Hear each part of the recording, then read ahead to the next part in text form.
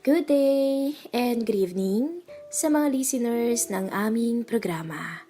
Pakinggan po natin ang part 1 ng istoryeng ibabahagi ko sa inyo. Lahat tayo ay may pamantayan kung paano tayo mapapaligaya ng isang pagniniig. May kanya-kanya tayong taste, ika nga. Walang edad o antas ng buhay ang makapagsasabi kung kailan mo mararamdaman ang pangailangan ng ating katawang lupa. Pero ang pagpatol sa kama ay isang responsableng gawa. Gawin mo to sa taong mahal mo at siguraduhing walang masasaktan. Alam ko sa iba napaka-weirdo ng kwentong to. Pero anong magagawa natin? Gaya ng pag-ibig, mahiwaga din ang pagdiliig. Ikaw palang baby ang nagparanas sa akin ng ganitong ligaya. Ikaw ang nakauna sa akin, kaya sayo lang ako ngayong gabi. Ang pilyang sabi niya. Hindi maitatago ang panggigigil naming dalawa sa isa't isa. Dahil isang linggo din, bago na ulit ang ipinagbabawal na tagpo. Pinagbigyan ko siya sa kanyang nais. Ibinuhos ko ang lahat-lahat sa kanya na nagdulot ng ritmo ng sayaw na kami lang ang nakakaalam. Habang walang tigil akong nagpapakasasa sa kanya, ay hindi maganda ugaga ang katawan ng babae sa kakaibang tinatamasa sa ibabaw ng mesa sa kusina. Habang hawak-hawak ko ang dalawa niyang hita na nakasampay sa malapad kong balikat. Oo, ako ang una sa kanya dahil nabuhay ang matinding pagnanasa sa bawat isa. Pareho kaming uhaw. Walang limitasyon ang kanyang pagtanggap sa akin at nakatitiyak ako na hindi maghihinala ang misis ko na nambababae ako at may nagbibigay na ng atensyon sa kakaibang pangangailangan ko. Sabik na sabik kaming dalawa sa pinagbabawal na tagpo habang si misis ay nasa biyanan ko kasama ng 2 bata at katulong. Tanging mga pigil na boses ang madidinig sa loob ng kusina at salas. At ang tanging saksi ay ang mga kagamitan sa kusina. Ipinagpapasalamat ko na lang din na walang CCTV camera sa loob ng bahay. Pinagdaop niya ang kamay sa aking muka. Nagpantay ang mga labi namin at sa pagkakataon na to ay pinagsaluhan namin ang tamis ng isang halik. Sa dami ng natikman kong magandang babae, may modelo at artista, pero tangi sa kanya ko lang nalasap ang ganitong satisfaction.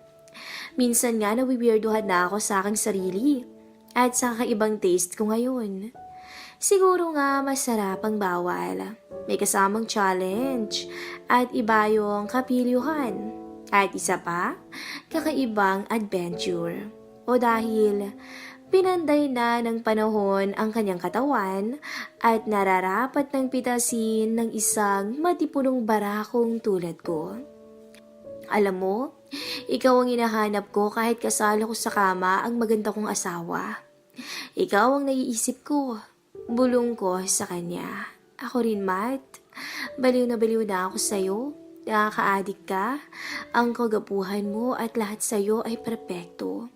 Mukha, katawan, labi, mata. At syempre, may pagmamalaki ka talaga kaya di ako mapalagay sa kasabikan ko sa'yo.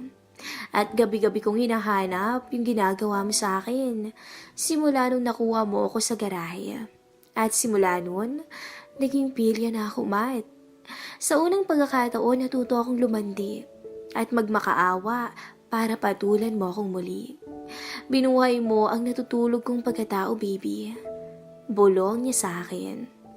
Makikita mo ang saya sa kanyang mga mata at nakita ko ang luha niya dahil sa tuwa at ligayang tinatamasa. Dahil hindi niya labos maisip na sinasamba siya ng isang katulad kong lalaki. At sa pagkakataong yun, ibinigay ko na ang buong gigil ko sa kanya at halos masira na nga ang mesa kung saan siya nakahain. Nang biglang narinig ko ang pagbukas ng gate namin at may papasok na sasakyan. Shit! Nataranta kaming dalawa at kumalas agad sa isa't isa. Actually, para kaming aso na ayaw nang maghiwalay. Subalit andun yung takot na mabisto sa nakakalulong na kasalanan na ginagawa namin sa lamesa. Bilis bihis ka na. Shit, may dumating. Ang sabi ko. At dali-dali ko siyang binuhat pababa sa mesa para magbihis. Nangihina pa siya at di makatayo dahil sa namagitan sa amin. Lumaypay ang kanyang katawan at ako naman ay nanginginig sa kadahilanan na di ko nasulit ang isang linggong uhaw na inipon ko na para lang sa kanya. Tang na naman, sino kayang dumating at bitin na bitin ako sa'yo? Bulong ko sa may garalgal na boses at masuyong hinalikan siya sa labi. Bago itinaas ang kanyang damit, sinabi niya na, ako rin baby Matt. Nabitin ako pero bawi tayo mamayang gabi ha. Sambit niya ng mahina. Leche kasing istorbo yan. At ngayon pa dumating kung kailan malapit na. May kapili ang sagot niya sabay ngisi at suot ng kanyang damit. Dumiretso ako sa CR at naghilamos. Nagpalit na din ng damit, pero talagang di pa rin ako kontento sa namagitan sa amin kanina. Bago pumunta sa pintuan para salubungin at papasukin ang dumating, nakita ko ang nakakaakit ng ngiti niya sa akin. Sina Mrs. at kambal pala ang dumating kasama ang kasambahay. Hello kids! Hi Han! I miss you so much! Salubong ko. Napakaganda ng umaga, maaliwalas, at punong-puno ng pag-asa. Lalo na at kapiling mo ang isa sa pinakamagandang babae sa Pilipinas, ang aking asawa na si Christine. Nasa 25 years old na si Christine at katulad ko ay may dugong Espanyol dahil ang ama niya ay taga Spain at ang ina niya ay Filipina at kagaya ko nagmula kami sa pinakamayaman at may impluwensyang pamilya sa Pilipinas. Si Christine ay dating artista at modelo. Nagkakilala kami dahil naging muse namin siya sa PBA. Dahil sa taglay na kakaibang ganda, kaagad na nabighani ni Mrs. ang puso ko. Mahal na mahal ko si Mrs. Hindi lang sa physical na attributes, lalong-lalo na sa kabutihan at kababaan ng kanyang loob. Pero bago ang lahat, magpapakilala muna ako sa inyo. Ako nga pala si Mateo, 27 years old. Masasabi kong gwapo, makisig ako. Dahil may lahi akong Espanyol at German. Ang ama ko ay German-Filipino at ang ina ko naman ay Filipino-Spanish. Isa sa mga kapansin-pansin sa akin ay ang mga mata ko dahil bird ito at ang height ko na nasa 6'1" at bumagay naman sa napakaganda kong pisik dahil madalas kaming mag-gym ni Mrs. Dati akong basketball player sa PBA at naging modelo sa iba't ibang event. Napagpasyahan ko munang magpahinga sa paglalaro dahil may mga family business kami. Ikinasal kami ni Mrs. 3 taon na ang nakakalipas at nung panahon na yon, siya ay 22 years old at ako naman ay nasa 24 years old. Dahil lang galing sa buhay na pamilya at syempre sa taglay na kakisigan, maaari kong sabihin na may pagkamaangas ako during the time na ako ay single pa. Marami-rami na rin akong napaiyak na babae. May mga artista, modelo, at anak ng mga may impluwensyang tao. Kumbaga, napagsawaan ko na. Naging pare-pareho na ang datingan at lasa ng ganung mga babae. Nabawasan ng thrill nila sa akin. Sa nakalipas na 3 taon, nabiyayaan kami ng kambal, isang lalaki at babae, na ngayon ay 2 taong gulang na. Sa ngayon, ako ang humahawak ng isa sa mga negosyong pag-aari ng pamilya namin. At si Mrs. naman ay isang agency ang pinapatakbo para sa mga gustong maging modelo at mag-artista.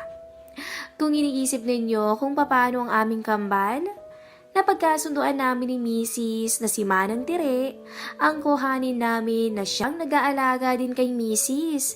since early age at itinuring na rin niyang pangalawang ina dahil hindi na to nakapag-asawa pa at sa tansya ko ay nasa 71 years old na si Manang. At dahil kambal nga ang baby namin, kinuha na rin namin ang pamangkin ni Manang na nasa probinsya na si Angelica. Aminado ako sa unang pagkikita pa lang na manghana ang bata sa artistahin naming itsura ni Mrs. Si Angie ay 18 years old na at ang pinagtataka ko, hindi katangkaran ng dalaga. Nasa 3'5 lang siguro at napag-alaman ko na may lahi palang dwarfism si naman ng Tire. Gusto ko sanang tumanggi kay Mrs. na kuhanin si Angie dahil baka nga hindi niya makayanan ang pagbabantay sa kambal. Pero my wife insists na kuhanin at subukan siya at sinabi naman ni Manang na magaling at masipag nga si Angie. Kaya ang nangyari, salitan sila ni Manang sa mga bata. But most of the time, si Manang ang gumagawa ng mga gawaing bahay. And Angie is taking good care of our twins. For 6 months time, mas nakilala ko si Angie at Manang Tire na mahilig pala talaga sa bata, especially sa mga kids namin. Dahil napaka-cute at adorable nila. And I observed, sobrang napamahal sila sa twins namin. I think iba talaga magmahal at mag-aruga ang mga probinsyano. Sa case naman ni Angie, napakamahiyain at napakabait ng dalaga. And I know may crush sa akin si Angie dahil minsan nahuhuli ko siyang nakatingin sa akin. I think puppy love gaya ng ibang teenager. Maganda ang pakikitungo namin sa kanila, especially kay Manang Tire, na hindi lang para sa bata ang inaasikaso, maging sa pangangailangan naming mag-asawa. She always taking good care of us. Nagtataka nga ako eh. At her age, wala siyang kapagod-pagod and is still in good health. I remember Christine asked Manang kung nagka-boyfriend na siya. And she told her na meron naman. Isang sundalo but unfortunately, namatay sa giyera. To make the story short, at kung paano nagsimula ang ipinagbabawal kong uhaw sa aking pagkatao. I admit sa nakalipas na taon, nagbago ang routine naming mag-asawa especially sa kama. Dahil nga kambal ang naging supling namin at sobrang dedikasyon ang inilaan ng asawa ko sa mga bata kasama ng mga kasambahay namin. Kaya hindi niya napupunan ang pangangailangan ko bilang lalaki. At barako, mainit ako sa kama. At dahil na rin nasa kasibulan pa, ay hindi ako nasasatisfy sa sariling sikap lamang. Sa itsura at tindig ko, alam kong maraming babae na magkakandara pa sa presensya ko. At sa isang kindat ko lang, luluhuran at pagsisilbihan nila ako.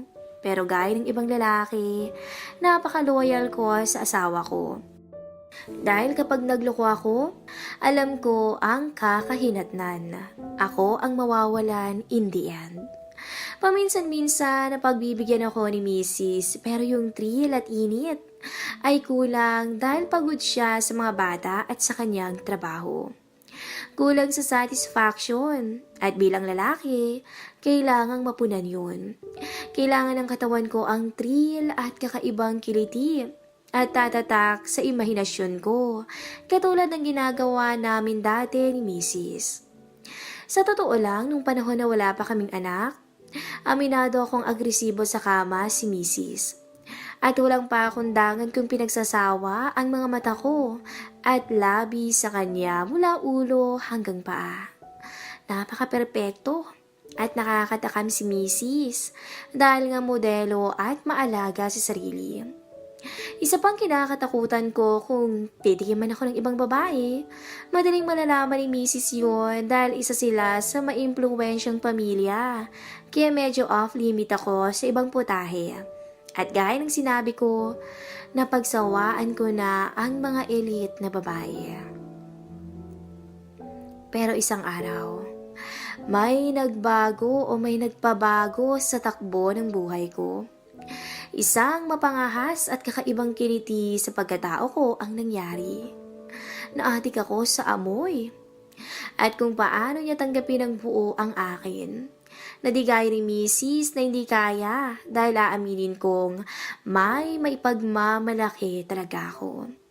Ito ay isang pangyayari na ni sa hinagap ko ay hindi ko aakalain na siya pala ang magbibigay ng satisfaction sa akin. Bawat halinghing at bawat pagsusumamo niya ay nagbibigay sa akin ng napagandang musika. Sina Mrs. palang dumating kasama ang bata at kasambahay. Anak ng, muntikan na kami doon ah. Buti na lang maagap kami. At bago makapasok sina Mrs., inalinis ng mga naiwang bakas namin sa mesa. Tangna, bitin talaga ako. At medyo sumakit ang ulo ko dahil sa di natuloy na pag-abot sa rurok. Pinapasok ni Christine ang kambal namin sa kwarto kay Manang Tere at Angie dahil mukhang matutulog na ang mga bata. Kami namang mag-asawa, umupo muna sa living room sa sala. Han, kumusta ang araw mo? How's the business? Do hope magandang takbo. Hindi ko ina-expect na ngayon ang dating mo ah. You haven't informed me. Samantalang magka-chat tayo kaninang umaga. And I thought bukas pa dating mo. Tanong ko. Lumapit ako at inamoy ko siya and it smell like lavender. Pero bakit sa kabila ng bangong yun ay may hinahanap akong kakaibang amoy at aroma na ang tanging may taglay lang ay ang babaeng kani-kanina lang ay aking natikman. At syempre, hinalikan ko muna si Mrs. sa labi dahil isang linggo kaming hindi nagkita and I know na-miss ko rin siya. Ngunit nabigla ako sa pagkalas niya at pagpunas ng kanyang bibig at sinabing, "What the hell, Mateo? Anong kinain mo? Bakit lasang patis ang mouth mo?" Kinabahan ako sa sinabi niyang yun dahil nakalimutan kong mag-mouthwash o kaya mag-toothbrush kanina. Shit! Sorry Han, I forgot kumain pala ako ng dinner kanina at condiments ko nga ay patis. Ang wika ko. At na-share ko pa nga kay Mrs. ang lasa ng kinain ko kanina na sa totoo lang ay hindi naman pagkain kundi isang kapirasong langit. Kinabahan ako pero sabi ko nga wala siyang malalaman sa sikretong nagkukubli sa kadiliman. Isang sikretong ako lang at yung babae ang nakakaalam. Babaeng nagtatago sa dilim at nagtatago sa tunay niyang pagkatao. Paano ba nagsimula ang lahat? Iyan ang ating abangan sa susunod na kabanata ng ating kwento at huwag po sanang kakalimutan na mag-like sa ating video at isubscribe na rin ang ating channel. Thank you! Good day and good evening sa mga listeners ng aming programa. Pakinggan po natin ang ating story. Sabado, napagpasya namin na mag-anak na mag-swimming at mag-bonding sa pool namin sa bahay. Dumating ang mga biyanan ko, si Papa Gordon at Mama Bea. Si Papa Gordon ay nasa 63 na at si Mama Bea ay nasa 57 na. Sa tuwing ganitong okasyon, karaniwang nakashort ako ng manipis at si Mrs. naman ay nakabikini lang. Kitang-kita ang ganda ng katawan ng Mrs. ko. Walang papantay sa kagandahan ni Mrs. at napakaswerte ko. Ilang beses na rin ako nagselo sa mga lalaking gustong lumapit at magpakilala kay Christine dahil akala nila ay single pa siya. Sa kabilang banda, ako si Mateo, nagtataglay ng kakisigan na magpapalingon sa lahat ng babae o bakla. Nagtataglay ako ng karisma, total package, ika nga, walang itatapon. Nag-umpisa na kami sa paglalangoy kasama ang pamilya ko at inaya ko na ang magulang ng misis ko to join us, pero tumanggi sila. Tuwang-tuwa ang chikiting ko dahil that time, 2 years and 8 months old na sila. Dahil nga maikli at manipis ang short ko, mapapansin at mahalata talaga na may maipagmamalaki akong itinatago. At syempre, hindi ko naman to ikinakahiya. Napapansin ko na madalas akong sulyapan ni Mama Bea, partikular sa bandang short ko. Maganda siya, mapapatingin ka sa kanyang legs dahil mayaman, kaya na-maintain niya ang kanyang youthful looks. Para siyang si Jean Garcia. Hindi ko maiwasang mahiya dahil sa mataman niyang pagmasid sa akin. Then suddenly, tinawag niya si Mrs. na nasa likod ko pala. At sinabi lang niya na, "Look at you, Christine. Napakaganda at sexy mo pa rin talaga. Para kang Diyosa. Kaya kapag nagloko ang asawa mo, manghihinayang siya ng gusto." Ngumiti lang si Mrs. at sinabing, "Ma, may tiwala ako kay Mateo and I know he loves us. Alam kong wala siyang kalokohan sa sarili. Yabang lang." Nainis ako sa sinabi ng biyanan ko, pero hinayaan ko na lang. Nagpatuloy ang mga bonding namin sa bahay at si Manang Tire ay nag-prepare ng masarap na dinner. Magaling talagang magluto si Manang and Mama Bea. Compliment kay Manang sa serbisyong binibigay niya. Actually, naalagaan din kasi ni Manang ang biyanan ko. Ang nakakatuwa sa in-laws ko, sobrang mapagmahal nila sa kapwa. They treated their helpers equal at may respeto. Actually, dahil sa pagmamahal ng biyanan ko kay Manang Tire, ay sinasama niya to sa parlor or even sa mga derma as their bonding at para hindi rin sila magmukhang stress. I know, sa edad ni Manang, ay matanda na talaga siya, pero sa tingin ko, taglay pa rin niya ang lakas dahil nga maalaga siya sa katawan. May pagkapango si Manang, which is typical sa Pinoy, gaya ng pamangkin niyang si Angie, at morena ang complexion niya. Angie, pick up the kids para ipasok sa kwarto dahil mapupungay na ang mga mata."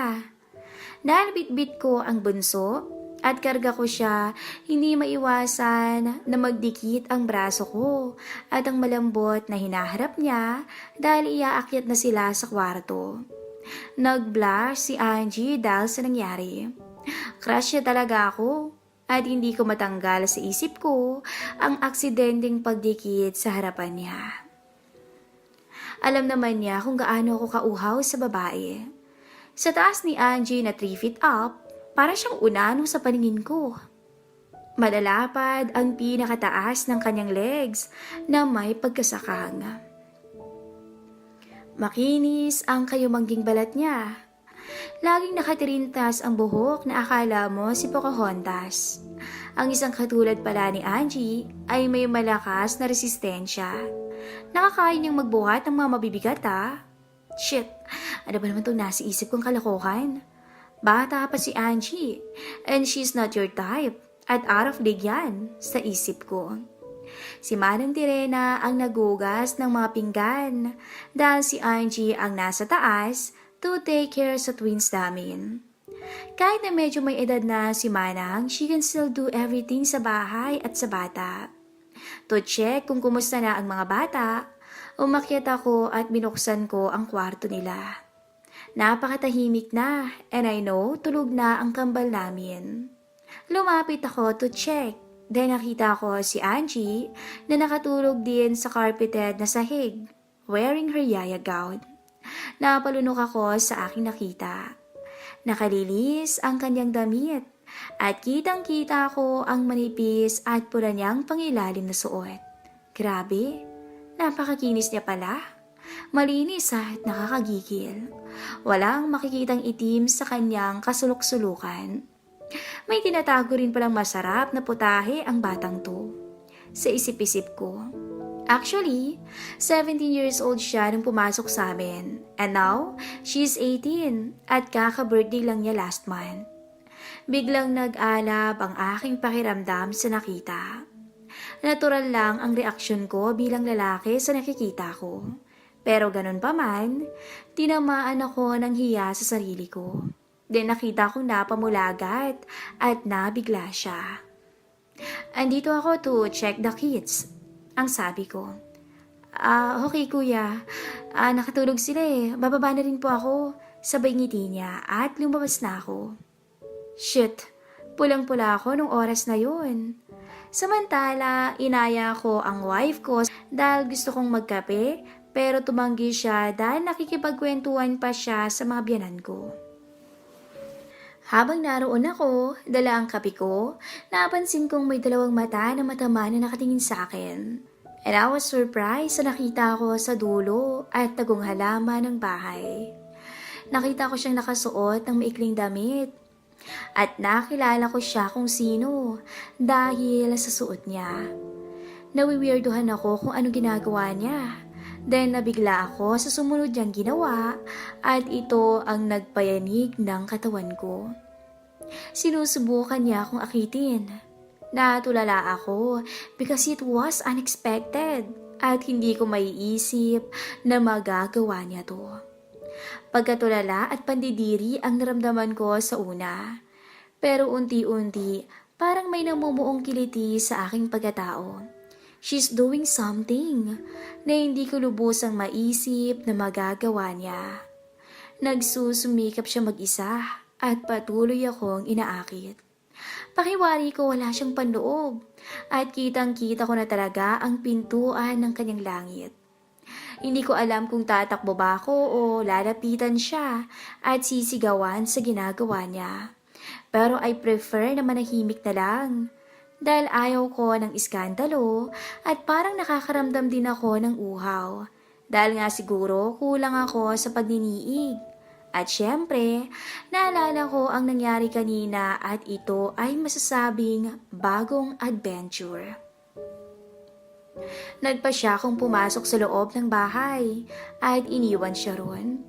Naisip kong baka kulang lang siya sa atensyon at pangunawa. Nakita ko sa mga mata niya ang pangungulila at lungkot dahil hindi ko siya pinatulan. Pero sa kabila nun, nasabi ko na lang sa sarili ko na, what the hell?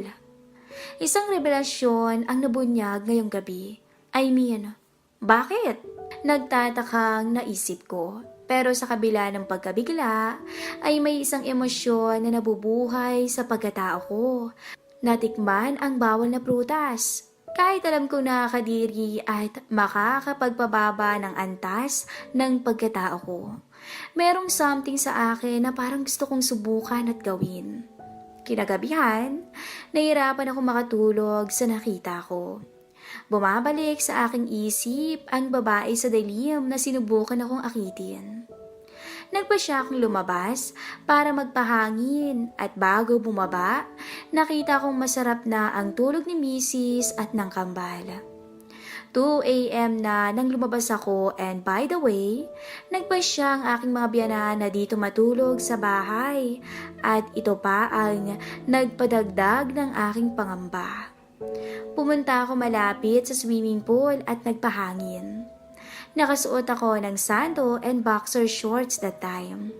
Ang sarap sa pakiramdam ng hangin. Nakaka-relax. Then suddenly, may narinig akong kaluskos malapit sa garahe namin kung saan nakapark ang bago kong kotse at sasakyan. Hindi naman ako natatakot na pasukin kami ng mga magnanakaw dahil nga sobrang secured ng subdivision namin at may security na nagpapatrol sa labas. Baka busa lang ng kapitbahay, pero para makasigurado ako ay pumunta ako sa garahe to check.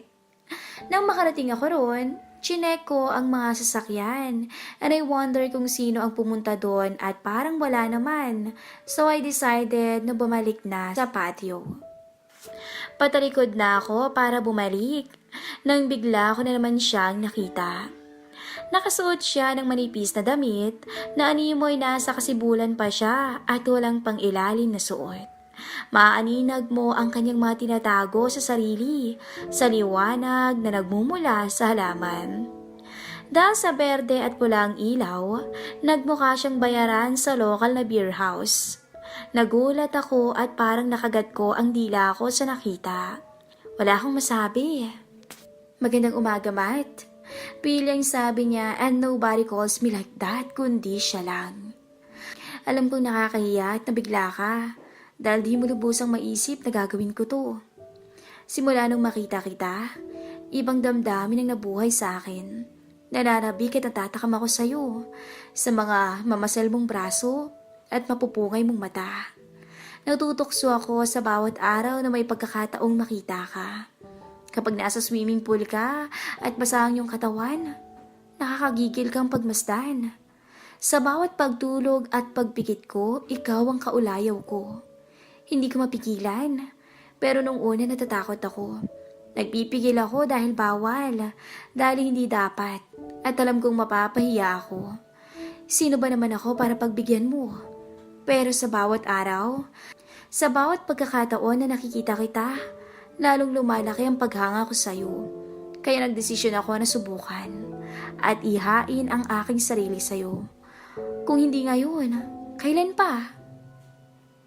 Habang lumalangoy ka, tumaahon sa swimming pool kanina, hindi ko mapigilan ang sarili ko dahil gusto kong sambahin ang napakaganda at napakagwapo mong katawan. Nakakadama ako ng selos mat sa asawa mo. Napakaswerte ni Christine dahil pag-aari ka niya. Matt, baby, sana hatian mo ako ng atensyon. Hindi ako kasing ganda at bango ng asawa mo, pero alam ko na maibibigay ko sa iyo ang ligaya na sa akin mo lang madarama. Gagawin ko ang lahat para mapunan ang pangangailangan mo bilang lalaki. Hindi ako malandi, pero sa iyo natutunan kong maging pilya dahil alam kong sabik ka rin. Alam kong di mo magagawang magtaksil sa misis mo at pumatol sa ibang babae sa labas dahil malalaman niya ang mahabang litanya niya. Sobrang nagulat talaga ako sa mga pinagsasabi niya. Sa lahat ng tao, siya pa. Ang natural na ilaw ng gabi ay lalong nagdagdag sa kanyang nakakaakit na itsura. Shit, ganito na ba ako kahilig at kauhaw para pumatol sa kanya? Nakita kong nahulog ang isang strap ng damit niya. At sa di mapigilang pagkakataon, ay tinablan ako at napalunok na lang bigla. Shit talaga. Bumaba pang lalo ang strap ng damit niya at nakita kong wala siyang suot na pangilalim. Nasilayan ko ang kaliwang hinaharap niya.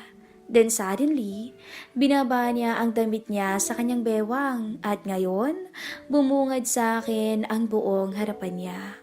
Walang masyadong maipagmamalaki, pero makikita mong matayog pa rin at hindi pa masyadong pinagsasawaan ng lalaki. May excitement at takot akong naramdaman. Maraming what if. Baka biglang magising si misis at hanapin ako. O kaya naman tumayo ang father-in-law ko na maagang nagigising at makita kami sa ganitong sitwasyon. I mean, napaka-awkward na sitwasyon. Then tinanong ko siya. Naiintindihan ko kung ganito man ang nararamdaman mo pero hindi pwede. Malito, bumalik ka na sa loob at matulog. Ang sabi ko, kalimutan na lang natin ang mga nangyari ngayong gabi and I will make sure na magiging normal pa rin ang pakikitungo ko sa'yo. Yun ang sabi ko. Subalit hindi siya natinag. May determinasyon sa kanyang mga mata. Lumapit siya sa akin. Then suddenly, nagulat ako at natameme nang bigla niya akong hilahin at sunggaban sa labi. Halik na alam mong may pag-aalinlangan pero punong-puno ng determinasyon. Nabigla talaga ako. Pilit akong umiiwas pero parang nanaiig ang uhaw ko. Pilit niyang hinihingi ang permission ko na tumugon din pero hindi ko binubuksan ang bibig ko. At nabigla na lang ako nang haplusin niya ang harapan ng boxer ko. Hindi ko may paliwanag, pero biglang nagising ang diwa ko at napansin niya yun.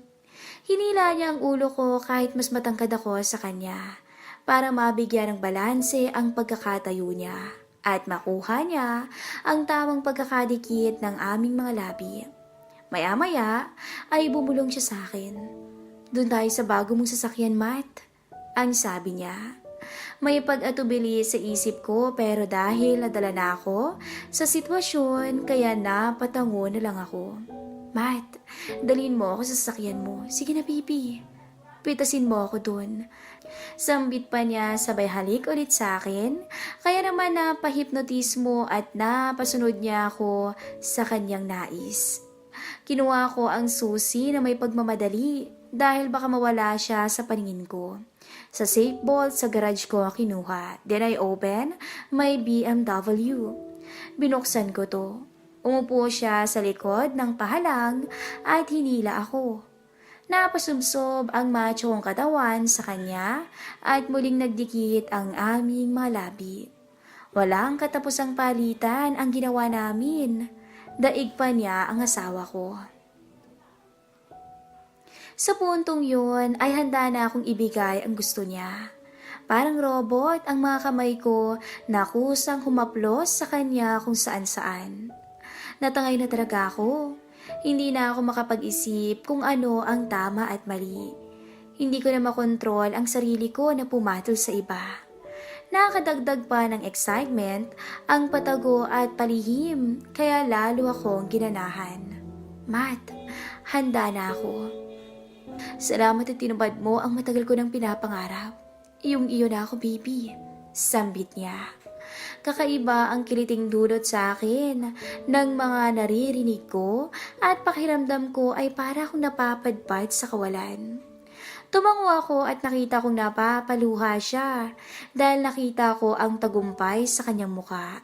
Tagumpay ng pagsuko ko sa kanya.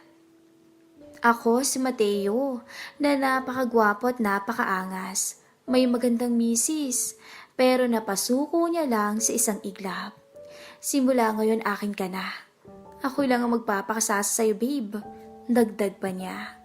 Wala siyang sinayang na pagkakataon. Then, ibinaba niya ang boxer short ko at bumungad na sa kanya ang matagal na niyang pinapangarap. Na dati ay sa misis ko lang. Nanginginig ang kamay niya sa sobrang tense. Pinahiga ko siya at pinaghiwalay ang kanyang hita at tuluyang tinugunan ang pangangailangan naming dalawa. Napapaangat na lang ang kanyang balakang sa pag-iisa naming dalawa. Hindi siya handa sa ginawa ko at nakita kong namula ang mukha niya. Nakita ko ang discomfort sa mukha niya at nagtataka ako. Napaluwa na lang siya nang hindi ko inaasahan. Na lalo ko namang ipinagtataka. Lalo akong nanggigigil at napasigaw siya sa sakit. Naging maagap ako sa pagsuyo sa labi niya para i-comfort siya at para wag magingay. At ayun na nga, sobra akong nabigla dahil ako pala ang nakauna sa kanya. Halos 1 oras. Umuga ang BMW ko sa tindi ng gigil namin sa isa't isa. Pinagkasya namin ang aming sarili sa kotse at halos himatayin kami, tindi ng tinatamasa hanggang sa tuluyan naming naabot ang rurok. Naimasmasan ako pagkatapos dahil may narinig ako sa loob ng bahay. I told her na wag maingay. Umalis ako sa ibabaw niya at bakas ang pulang mga mantsa sa cover sheet ng BMW ko. Hinanap ko ang boxer ko at sando at isinuot to. Then nakita ko siyang nahihirapang tumayo kaya tinulungan ko siya. Thanks babe, kakaiba ka, ang sabi ko. Habang hinihingal pa rin. Hinanap ko agad ang damit niya at pinasuot sa kanya. Pinulot ko ang munting telang suot niya at ginawang pamunas sa naiwang marka sa upuan ng kotse at ibinigay ko sa kanya. Hinalikan niya ako at napapaluha pa siya sa ligaya na kanyang nararamdaman.